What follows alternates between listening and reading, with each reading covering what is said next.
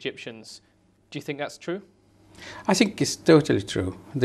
I think the problem with the Egyptian government, it is really looking at cosmetic changes and buying time for a lot of varieties of reasons.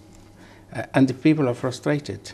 The public in Egypt are really more or less, they're back to the wall. Economically, socially, educationally, there's no rights.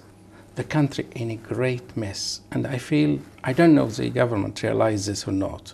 Probably the heat and the way of life, slow way of life for thousands of years made people don't feel it. But it is a terrible mess when you look at it from a distance.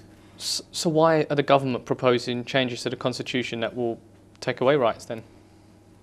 I think it's not going to make much changes. They have made changes during the presidential campaign for other candidates to stand for presidency, but it was futile. Most of people who stood for presidency are in prison or being treated so badly, marginalized, a lot of rumors against them.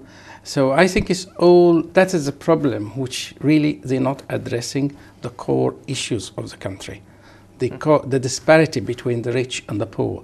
The country now, it is run really, the people who run the country and hold the political power are the same people who hold the economical power and the economy of the country. So really the country is divided, terribly divided inside. You mentioned it was a peaceful protest, but even going back a couple of years, such a protest wasn't possible and wasn't seen on the streets of Cairo. So what's changed? I mean, is this evidence of, in fact, a freer society? No, it's not free society at all. If anything, I think it's a well-controlled society. It's the only thing that the international situation have changed.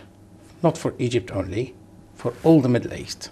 That's why the dictators themselves passing into dilemma how to handle the situation. Because before they used to block this television screens or block radio stations by jamming.